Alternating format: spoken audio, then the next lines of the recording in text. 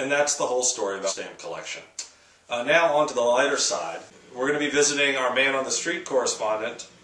You know and love him, and I know and love him. My twin brother, Francis O'Leary, who is doing a segment we call GroundHog Warming. Francis, how are you doing? Yes, Fraser, I am on location here at Cameron Run International Park in Alexandria, Virginia. Francis, it looks like you have one of those telephone microphones on. Where's the rather expensive microphone that you were issued by the studio? Thank you for the generosity of that very, very elaborate and expensive microphone. I had my own, so I just decided to use this one. Francis, that was this is what happens every time we send you out on location. You sell the material, you take the money, the travel money, and go to other locations. That's not acceptable. It's unprofessional. It makes me look bad. Let's move on to happier topics.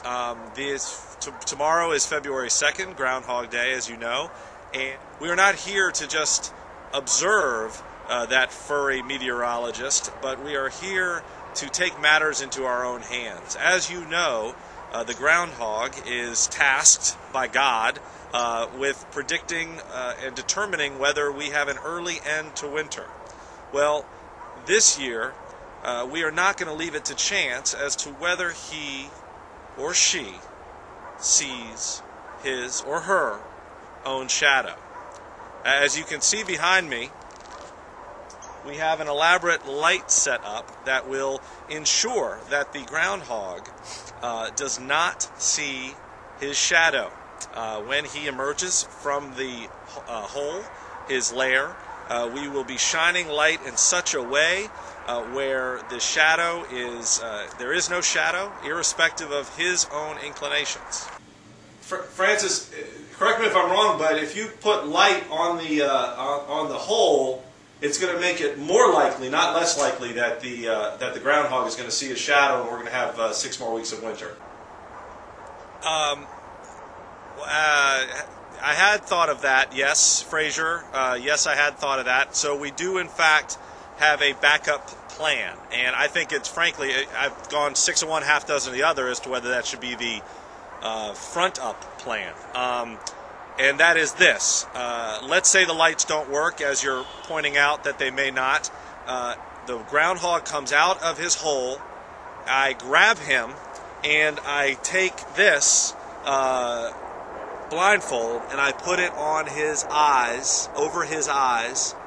I'm assuming they have eyes. Eyes, and boom, no shadow. Thank you. Francis, this is a wild animal, you know. This is, bad things are probably going to happen if you grab it and blindfold it. We also have a third backup plan, and that involves just grabbing a heavy rock and bludgeoning the groundhog with it. But, this is a very powerful animal, Fraser, and the idea of, I don't know what kind of apocalyptic consequences it might be invoking. So I'm really hoping that the light thing, or maybe the blindfold thing, kind of does it. Well, Francis, why are you doing all this in the first place? What's the point here? Fraser, if you look around, I mean, it's snowy, which is nice, but it's cold, and I'm sort of tired of winter. And as you know, we want our agents to go out there and start selling homes and putting buyers into homes. And we just think that it would be better if winter ended.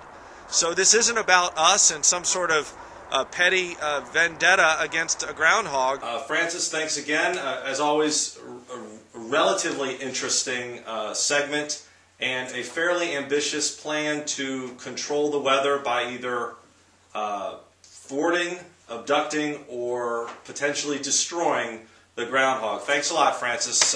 We'll look forward to talking with you soon. Absolutely, Fraser. Thank you so much for your support, as always. And if possible, it would be great if we could just forget about that microphone. Happy Groundhog Day, everyone. Go give your extraordinary agent a kiss.